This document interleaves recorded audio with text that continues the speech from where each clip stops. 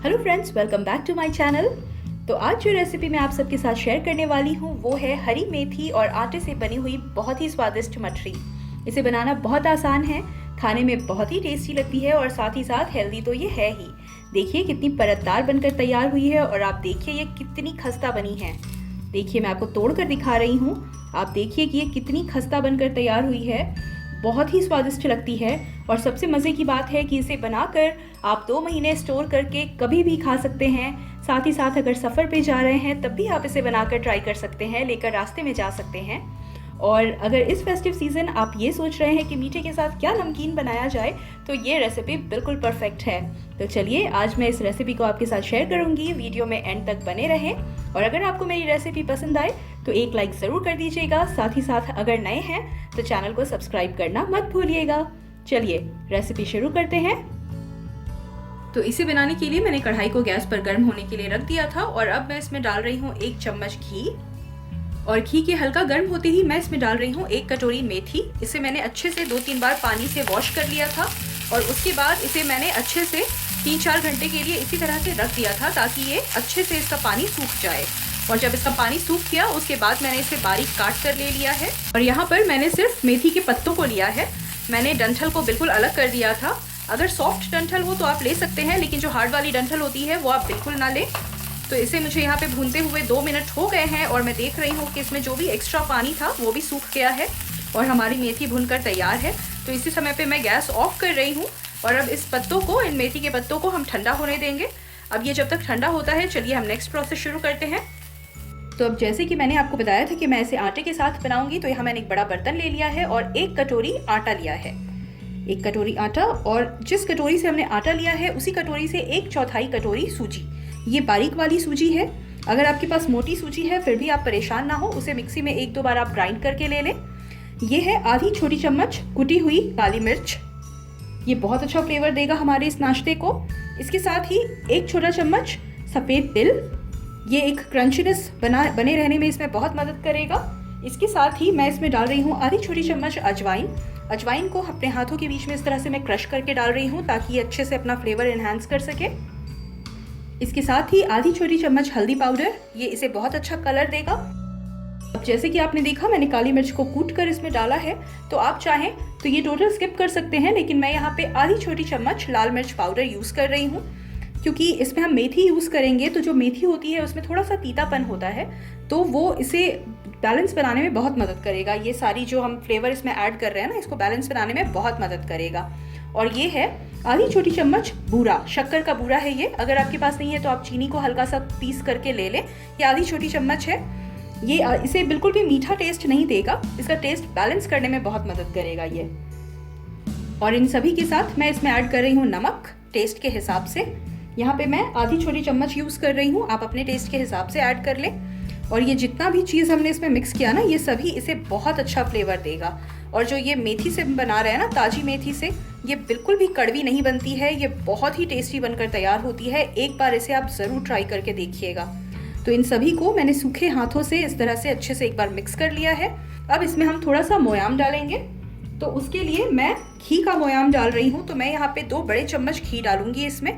आप चाहें तो घी की जगह पर तेल भी यूज़ कर सकते हैं। और अब घी को डालने के बाद इन सभी को अच्छे से हम घी में मिक्स करेंगे हाथों से। और इसे इतने अच्छे से हमें मिक्स करना है कि बिल्कुल ऐसे मसलते हुए हम इसे मिक्स करेंगे ताकि जो हमारी घी है वो पूरी तरह से अच्छे से आटे में लग जाए। तो देखिए यहाँ पर मैंने घी को आटे में अच्छे से मसल कर मिला दिया है। और अब आपको इस तरह से मुट्ठी बनाकर देखना है कि इस तरह से मुट्ठी बन जानी चाहिए। अगर इस तरह से मुट्ठी बन रही है इसका मतलब है कि जो हमारा मोयाम है वो बिल्कुल परफेक्ट लगकर तैयार हुआ है।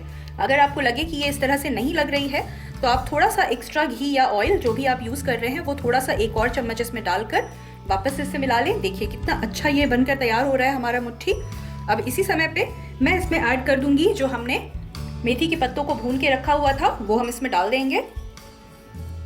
और अब ये डालकर भी हम इसे अच्छे से इसमें इस तरह से मसलते हुए मिलाएंगे क्योंकि मेथी के पत्तों को भूनने के बाद ये सब एक जगह चिपक जाते हैं आपस में। तो इसे इस तरह से मसलते हुए हमें आटे में मिक्स करना है। तो देखिए यहाँ पे मेथी के पत्ते भी बिल्कुल अलग हो चुके हैं और अच्छे से इस आटे में मिक्स हो चुके हैं। अब इसे हमें इसका एक डो लगाकर तैयार करना है। तो उसके लिए मैंने यहाँ पानी लिया है। पानी इसमें बहुत ज़्यादा हमें नहीं डालना है। आप देखिए हल्का हल्का इस तरह से स्प्रिंकल करते जाएंगे पानी, और इसका एक हम डो लगाकर तैयार करेंगे।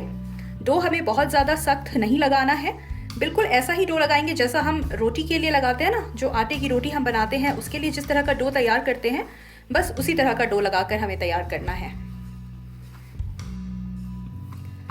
तो देखिए यहाँ पर मैंने इसका डो लगाकर तैयार कर लिया है। ये सेमी सॉफ्ट है, ना ही बहुत ज़्यादा हार्ड ना ही बहुत ज़्यादा सॉफ्ट, जैसे हम रोटी के लिए लगाते हैं बिल्कुल वैसा ही डो लगाया है मैंने।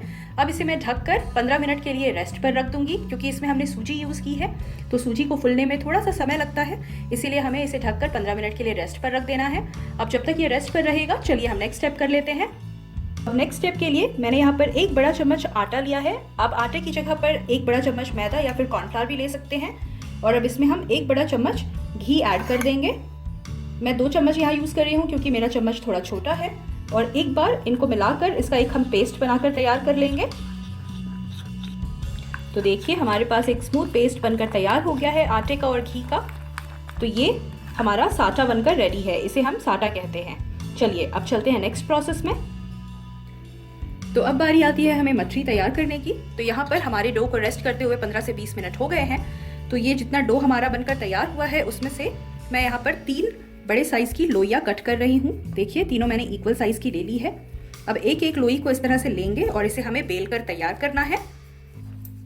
तो इसे हमें बिल्कुल एक रोटी के जैसे बेल कर तैयार करना है, जैसे हम रोटी बनाते हैं ना पतली, बिल्कुल वैसे ही। और थोड़ा थोड़ा सा आटा, हम सूखा आटा इस तरह से लगा कर बेलेंगे इसे, ताकि ये हमारे चकले पर चिपके नहीं। तो देखिए यहाँ पर मैंने इसे बिल्कुल ऐसे पतला बेल कर तैयार किया है रोटी के जैसे। अब ये जो हमने साटा बनाकर तैयार किया था, ये हम इस पे अच्छे से चारों तरफ, इसके सभी तरफ लगा देंगे। एक पतली सी लेयर लगानी है, बहुत ज़्यादा मोटी लेयर नहीं, लेकिन हमें इस बात का ध्यान रखना है कि ये सब तरफ अच्छे से लग जाए। तो देखिए यहाँ पर मैंने सभी तरफ इसे लगा लिया है साटा को अच्छे से। अब इसके ऊपर हम हल्का सा सूखा आटा डस्ट कर देंगे इस तरह से, बिल्कुल ज़्यादा नहीं, हल्का सा।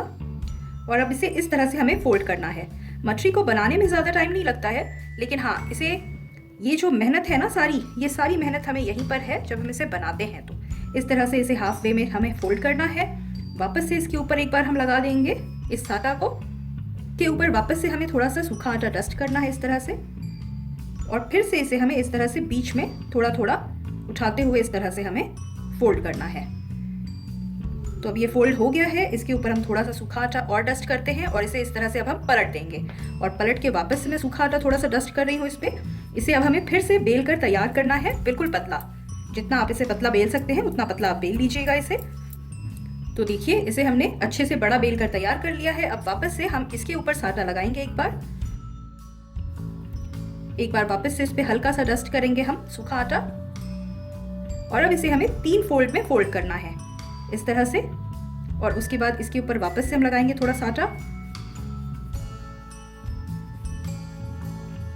हल्का सा वापस से डस्ट करेंगे हम इस तरह से इस पे आटा।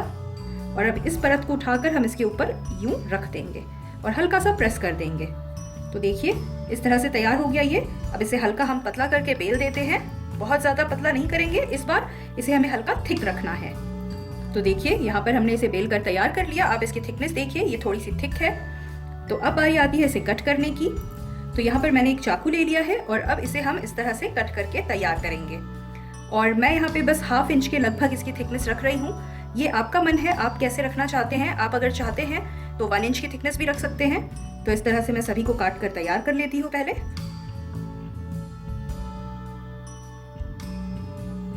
तो देखिए यहाँ पर मैंने सारे मछली को कट करके तैयार कर लिया है। अब चलिए चलते हैं इसे तलने के प्रोसेस में। तो मछली को फ्राई करने के लिए मैंने तेल को पहले ही गैस पर गर्म होने के लिए रख दिया था। हमारा तेल काफी अच्छा गर्म हो चुका है। तो अब इसी समय पे 1 बाय 1 हम एक एक करके सारी मछलियाँ इसमें डालते जाएंगे, जितना एक बार में आ जाए। और इस समय पे हमें अपने गैस का फ्लेम लो कर देना है, क्योंकि ये आटा है, आटा को पकने में थोड़ा समय लगता है, तो इसे हमें लो फ्लेम पे ही पकाना है। तो आपको इस बात का ध्यान रखना है कि जब हम इसे डालेंगे मछली को, तो हमें बिल्कुल गर्म तेल में ही डालना है, लेकिन डालते साथ हमें गैस का फ्लेम लो कर देना है। और लो फ्लेम पे इसे आराम से पकाते हुए अलट पलट कर हल्का गोल्डन ब्राउन होने तक पका लेना है। और उसके बाद इसे हम निकालेंगे। तो देखिए यहाँ पर मैंने मछलियों को अलट पलट कर बिल्कुल लो फ्लेम पे अच्छे से सुनहरा गोल्डन कलर आने तक पका लिया है। हमारी मछलियाँ यहाँ बनकर बिल्कुल तैयार है। इसे हम निकाल लेते हैं एक प्लेट पर। मैंने यहाँ पर एक छन्ने में निकाला है ताकि इसके जितने भी एक्स्ट्रा ऑयल हैं वो इसमें निकल जाए। तो इसे मैं एक प्लेट पर निकाल लेती हूँ और इसी तरह से बाकी बचे हुए मछलियों को भी मैं फ्राई कर लेती हूँ और बिल्कुल लो फ्लेम पे ही फ्राई करेंगे सभी मछलियों को। तो देखिए फ्रेंड्स, मैंने यहाँ पे हमारी मछलियों को फ्राई करके तैयार कर लिया है और आप देखिए ये देखकर ही कितनी खस्ता लग रही है, एकदम परतदार बनकर तैयार हुई है। देखिए एक एक परत बिल्कुल अलग, खाने में बहुत ही स्वादिष्ट लगती है। तो इस फेस्टिव सीजन इसे आप भी बनाकर ट्राई कर सकते हैं और अगर आप ट्राई करें तो मुझे कमेंट सेक्शन में बताना बिल्कुल ना भूलें कि आपको रेसिपी कैसी लगी।